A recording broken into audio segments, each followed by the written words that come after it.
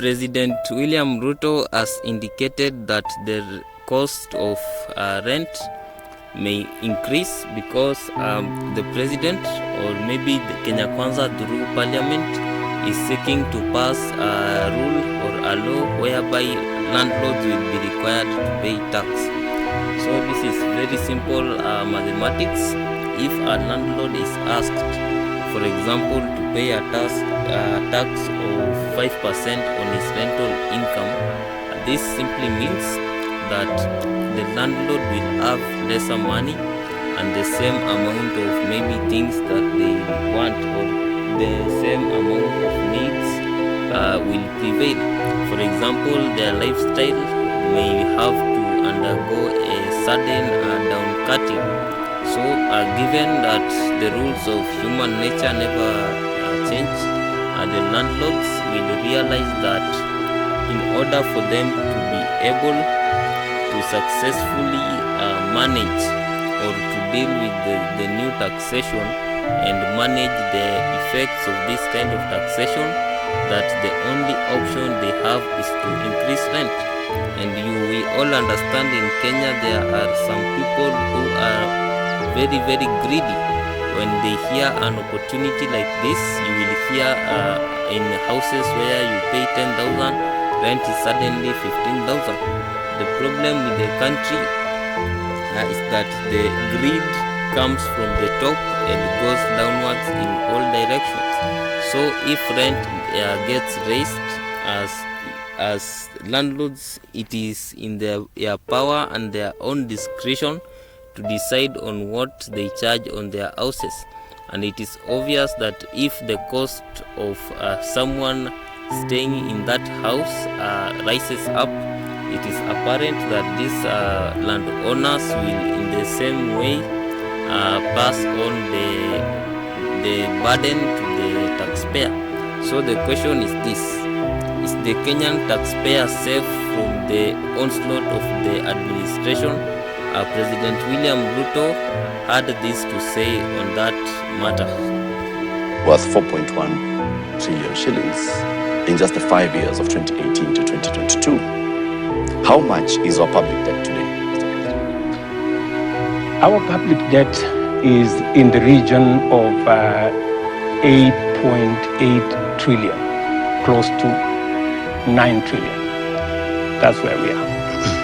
And so that you can contextualize this, it is the reason why, if you look at this budget, I have made a deliberate, conscious decision.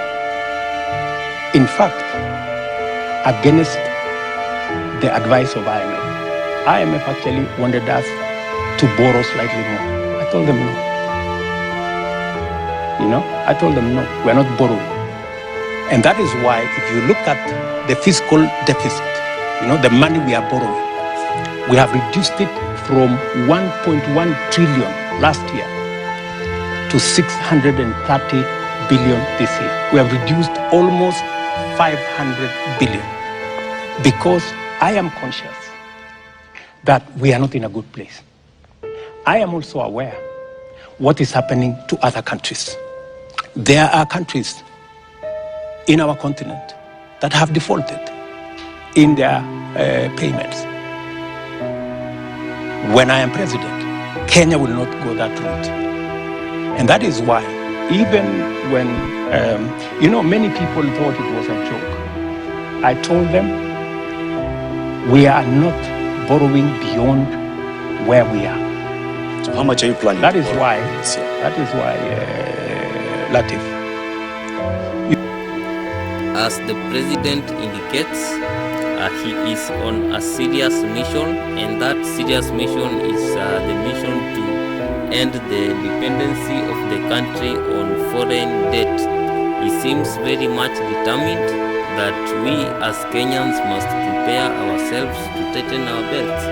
So something that you need to expect, and also you need to start preparing right now for, is that your rent will rise.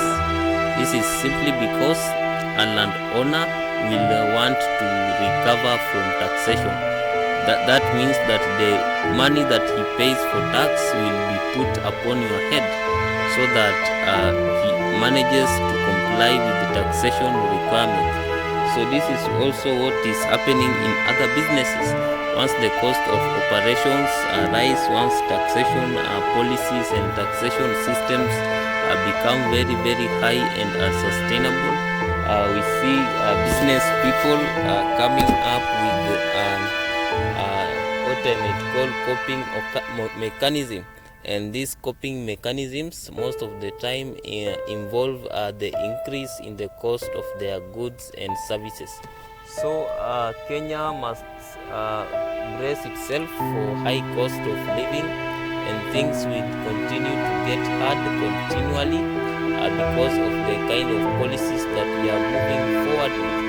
Because we have to realize that the US help to Kenya was very, very substantial in cutting it within the country at a very, very difficult step.